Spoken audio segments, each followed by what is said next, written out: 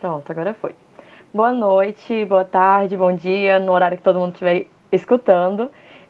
Nós estamos aqui, nós residentes de História da Araújo, estamos aqui gravando esse vídeo, convidando o professor Dione Santana, professor do Departamento de História da Universidade Federal do Piauí, que vai estar contribuindo com a gente nessa construção desse nosso segundo encontro sobre a Batalha do Genipapo e esse processo de independência. Só recapitulando, nós residentes, eu e Yara Gabriele de Souza Lira, Yara Lira, a Francisca Cardoso e o Andrews Costa, Ulisses.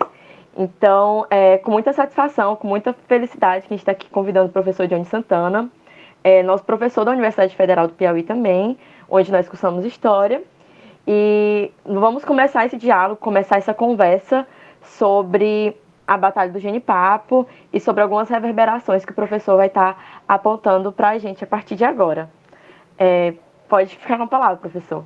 Obrigada desde já, a gente lhe agradece muito, em nome da residência pedagógica, em nome da Universidade Federal, em nome da escola também do Dácio Araújo. Nossa preceptora é a professora Joana Pessoa e a nossa professora coordenadora do projeto, né, da residência pedagógica, é a professora Vilmar Aires. Então, pode começar. Agradecemos muito por ter aceitado e pela sua participação, por todas as suas contribuições. Tá?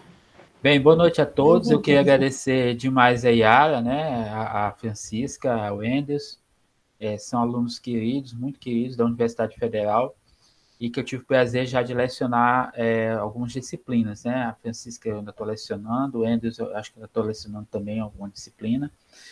E a Yara eu já, né? A Yara a gente tem aí uma história aí, um trajeto aí de 2 disciplinas lecionadas. Bem, eu muito honrado, né, estar aqui e poder trazer um pouco da contribuição do que eu estou atualmente pesquisando, né? A memória da Batalha do Genipapo, ela é bastante importante para exatamente para significar aquilo que o piauiense tem de mais forte, que é o que a gente chama de piauiensidade, né, que são questões de identidade, enfim. E dentro da construção da história do Brasil, a Batalha do Genipapo, a maior coisa que tem sido feita até desde então, é exatamente alencar essa narrativa da batalha, a construção do Estado Imperial Brasileiro. E em algum momento também dessa questão do que a gente vai chamar de nacionalidade, né, ou nacionalismo. Então, são questões importantes, é um trajeto bastante significativo. A memória da balaiada, balaiada não, da Batalha de Genipapo, perdão, porque eu também estou estudando sobre balaiada. A memória da Batalha de Genipapo ela é muito forte, essa construção da Batalha do Genipapo ela se dá em grande medida também por conta da construção da historiografia em torno dela. E a que sentidos essa historiografia serviu ao longo dos anos, né? Você tem pelo menos aí 2 momentos muito importantes dessa memória, né? Ainda no século XIX, outra no século XX, quando ações governamentais trabalharam com sentido a cristalizar essa memória, a fortalecer essa identidade, e isso tem sido fruto de uma discussão muito recorrente nos dias atuais.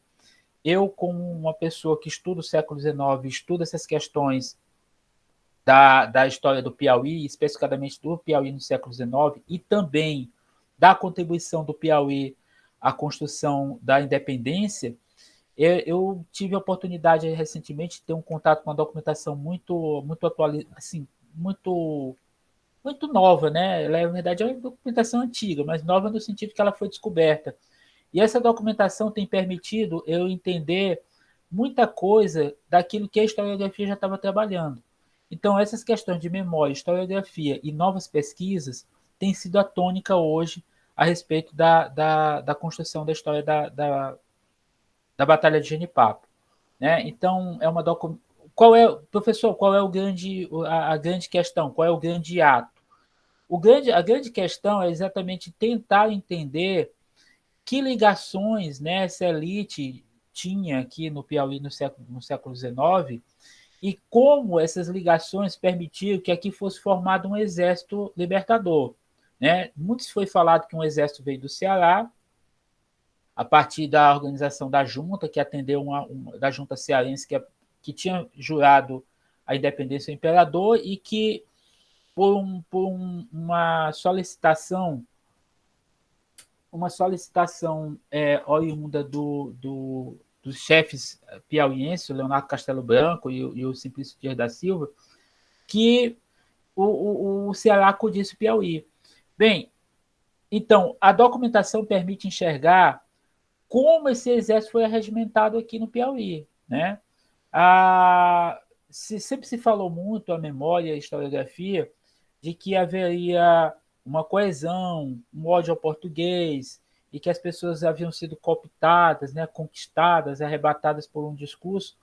E, na verdade, essas coisas não são tão simples, porque naquela época não tinha internet, não tinha rádio, não tinha televisão, não tinha nada, né? A densidade demográfica da província era muito pequena e as notícias demoravam muito a chegar.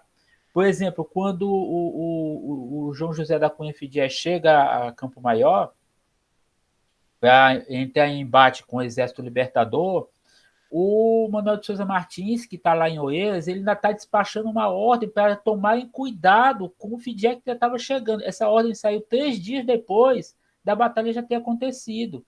Então, assim, só para vocês verem como é que as coisas se processavam naquela época.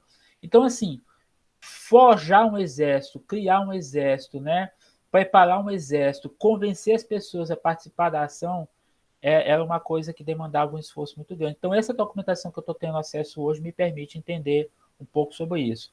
E eu espero, com isso, dar uma contribuição significativa à construção da memória da Guerra da Independência aqui no Piauí, e nossa grande razão é exatamente alencar isso à história nacional. Eu acho que é isso. Perfeito, professor. Muito boa contribuição. Lembrando o nosso tema, né, do nosso projeto é Batalha do Genipapo, História, Arte e Resistência no Piauí. Um projeto pensado, construído, né, de modo a levar para os nossos alunos justamente esse sentimento que é construído, né, que nós temos esse sentimento dentro do que o senhor falou, dentro do povo do Piauí. Eu acho que a gente ainda tem tempo ou já fechou? Não sei se o Ulisses está contando ali o tempo. Eu gostaria, só se fosse o caso, Yara, falar uma coisa importante. Quando o exército português chegou aqui, ele estava sob o comando de um oficial extremamente experimentado nas guerras napoleônicas. E a parte do exército que ele estava coordenando era um exército de primeira linha. O que é isso? Primeira linha é o exército profissional português. As pessoas que foram convencidas pelo o comandante Chaves lá em Campo Maior a tentar barrar o exército português no Riacho de Papo, essas pessoas não tinham ideia do que elas estavam enfrentando, mas elas havia dentro do coração delas uma vontade, um desejo de não mais fazer parte daquele universo português, porque os portugueses não tinham o projeto português para o Piauí era completamente diverso, né? Era manter o Piauí e salvar o que desse dentro do projeto português para o norte. Então isso é muito importante, né? O que as pessoas pensam de mim, o que elas querem de mim, o que o Estado português queria de mim. Então, isso que você está só em colaboração que você está falando, eu acho que isso tem um valor simbólico muito poderoso. Sim. Muito obrigada, professor. Foi justamente isso que a gente tentou levar para os alunos, né? Mostrar o que levou essas pessoas a irem à batalha, né? Eles não sabiam o que enfrentar, mas foram lá, deram suas vidas e por mais que a batalha, que tenham perdido a batalha, eles conseguiram a guerra da independência, eles conseguiram vencer, né? Yara, tá gravando, né? Depois vocês vão editar, não é?